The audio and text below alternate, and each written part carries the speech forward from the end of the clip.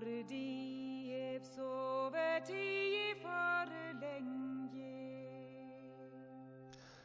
everybody, it's me. It's your good buddy Thorn. And we're going to start talking about the scouts, the reconnaissance, the little light fighters. I'm going to be kind of generic in this because I know that the general and the captains have got some specific information for you. But I want to talk about a little bit of historical stuff for you, okay? Because when I talk about scouts, what I'm really talking about is a soldier performing a reconnaissance or other support duties, okay? Reconnaissance is going out and finding the bad guys. In military operations, reconnaissance is an exploration outside the area occupied by friendly forces. You go outside to gain information about the natural features of the land. You're out there scouting ahead, and you also try to find the enemy presence and figure out what it is. And part of that is the scouts usually make a part of the vanguard. Now, the vanguard is the leading part of an advancing military formation. It has a number of functions, including seeking out the enemy and securing the ground ahead of us for the main force. Now, the vanguard derives itself from the traditional division of the military army into three battles or wards or divisions or battalions, depending on where you're at. And that's the van, or the vanguard, the main, or the middle, and the rear.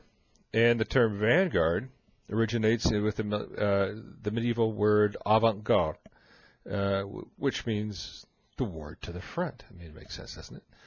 The vanguard would lead the line of march and would deploy first into the field of battle, either in front of those other wards or to the right if they stood in a line. And we've kind of talked about where we're going to put some of our scouts and light guys out there.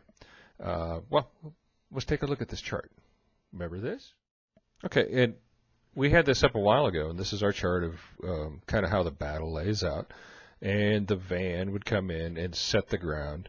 And there would also be other people in the vanguard, not just scouts, but there would be engineers to go and clear the land to set up artillery, or whatever would pass for artillery, whatever time period we're talking about, and to kind of seize the ground that we want to fight the fight. That's the key piece of fighting, is we want to fight on ground that we want to fight on, not what the enemy wants to fight on.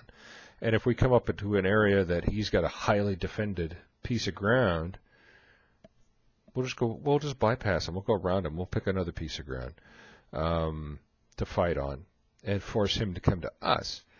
You can't always do that, but that's kind of the goal. That's kind of the key to it. And so we're going to talk a little bit about the light guys and what would we be wearing. So let's talk a little bit about what to wear to be a scout. Now, this is generic information. This is not Ordo Survey specific, because I know the general has a few other things, and the captain of the scouts has got a few other things, but this is going to be some generic information. Okay, let's go. So the first thing I want to talk about would be in the eyes for the Army, being the scouts. Okay, we're going to start from the bottom up and kind of work our way towards a comfortable, a realistic, and a good-looking impression, so you can get out there and scout and be the rangers for the Ordo Survey. Now, we did talk a little bit about the basics of your costuming, which was your boots, your pants, and your white shirt. Now you see me as a early troubadour or a Elizabethan gentleman. I'm kind of dressed up a little bit. This is probably not effective scouting in the battlefield. This is more or less a role to go into town. It's fairly nondescript, but the secret is you want to blend in. So if everybody else is dressed kind of like this is kind of how you want to dress when you're scouting in town. Very important factor. The battle doesn't begin when the first arrow is shot. The battle begins immediately. So the general sends out the scouts. He might send them out in town to go look for stuff. He might send them out to the battlefield. And so they're going to dress differently. So now I'm dressed as your typical upper middle class gentleman. But I want to talk about shoes, because we talk about shoes all the time. I spent a lot of my time in my life on my feet, and footwear is very important. If your feet aren't comfortable, you're not comfortable, and it's going to suck. So you need to have good shoes. And I know some people have talked to me and asked me questions about this, and it's very, very important. So historically, let's take a look at a turn shoe, shall we? Historically, shoes, well, were this. This is a turn shoe. It is well, it's a reproduction, obviously, and I did add rubber traction soles to it, and you still slide around and slip quite a bit. There is a little bit of ankle support, but there is almost no sole support, and there's no heel on this, so it takes a little while getting used to them. They look really nice, and if you're going to go into town and wear them for a short period of time and look good and look authentic, this is a good choice. I think this is Revival clothing. They make a very nice turn shoe. It's not too expensive. Wearing this on the battlefield? No, let's not do that. That's asking for trouble. Okay. Next little shoe I want to take a look at real quick. This is the Magnum. This is this is their intruder. This is a ankle boot. It is mostly leather with some cloth or man-made material. It doesn't breathe very well, but it's mostly waterproof. It's got a nice lug sole to it. It has excellent ankle support. It has a nice bend, and it has a steel toe. I really like these boots. I would not give them a 10 out of 10. I'd give them more like a 7 out of 10, merely for the fact that they don't breathe as well as some of the others. Your feet are going to get hot. Your feet are going to get sweaty. When your feet are wet and sweaty, foot rot, athlete's foot, bad crap happens. So these are pretty good if the weather's not too warm. If the weather is wet, they're pretty good, but your feet will sweat. They are about $58, $50, $60. I don't remember what they're running now. I use them a lot as a police officer, and they're very comfortable. Okay, my absolute favorite boots, however, are these. Now these are about 7 years old. They're about ready to go the way of the dinosaur. I got to go get a new pair. These are Brahmas, and as you can tell, they're a substantial boot. They also have a steel toe, lug sole, which is fairly worn now. I also use them for motorcycle riding. I use them as my LARP boots because they are fantastic. Great ankle support. All leather uppers. They breathe well, and they're not that expensive. I think I paid $48 for these. For a non-decorum fighting boot, I highly, highly recommend these. These are fantastic. That's my personal opinion. They're great boots. But let's take a look at a couple. Well, let's see. I think I got a couple other boots here. Hold on. Now you've heard me talk about these before. These are my absolute favorite LARP boot. I got these at the Colorado Ren Fest for about $250 because somebody had them made, and then they didn't like the way they fit. So $450 boots for $250, not too bad. They have a really nice lug sole. They've got pretty good ankle support because they do lace up all the way, and they just look fantastic. They're pretty good to fight in. I've worn them quite a few times all day during a LARP event, and they're pretty nice. Pretty damn expensive. They don't have a steel toe, but they do have a nice flex. Well, as I said, they do have great ankle support. They tie with leather thongs, which for some reason with me, I am continually breaking these, and I'm going to change these out for 550 cord, probably a nice color for them. But these are fantastic boots. You want to spend the money and have a good pair of boots, this is where I would go.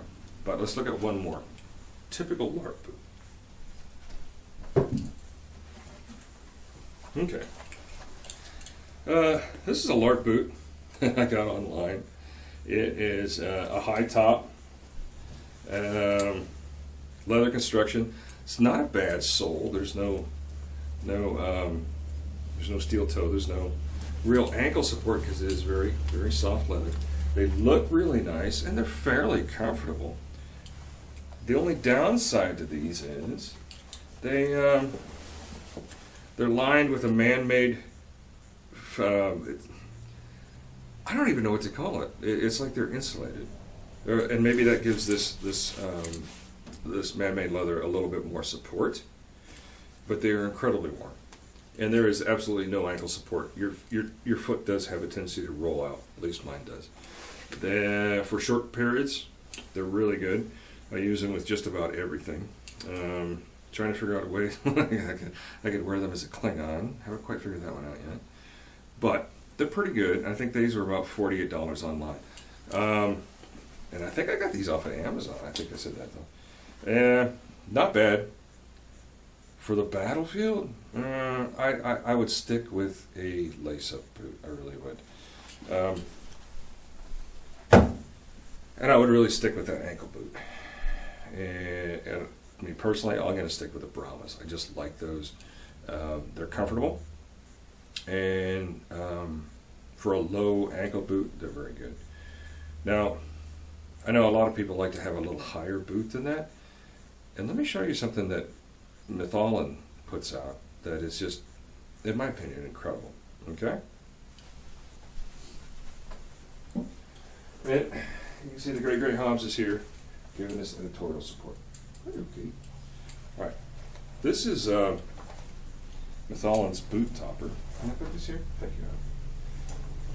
And this is the front. Now what this does is it straps to and laces into your existing boot, creating a tall boot. This is very heavy leather, and it's riveted with straps. The back piece laces into your leg or into your boot, depending on how you want to do it, and wraps around. And gives you that appearance of a tall boot with a short boot. Let me show you. And with this strapped into it, you get a very nice tall boot.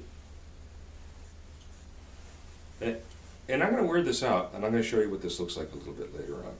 But I highly recommend these. These are from Mytholin. That's a company in Denmark that we were talking about, or Germany. And it takes about 15 to 20 days to get this stuff in, usually. My son Ling ordered some stuff, and it took him about 4.5 weeks. I'm still waiting for one more order that I put in from 5 weeks ago, but it was out of stock. And they told me up front it was out of stock, so we're just waiting for that to be manufactured to ship over. But this is pretty good look. So, highly recommend them. They will keep dirt and mud out of your boots. They're going to protect your lower legs because this is pretty thick. And they look pretty good. They really do. So, and then in one more discussion with somebody had asked a question about what do I need to put on my boots to keep them waterproof. I'm torn between that because you don't really want a waterproof boot or non-breathable boot because you do want that boot leather to breathe. But you don't want to be soaking feet all the time. Historically, they dubbed them. They used dubbing, which was grease and wax and what have you. And you can still find these guys. This is Hubbard's, and it's shoe grease. And this, before treating warm and thoroughly clean, rub grease into the leather with hand, let it dry overnight, then apply it to the coat. And what this does is will soften, waterproof, and help preserve the finest leathers without objectionable stain or discoloration.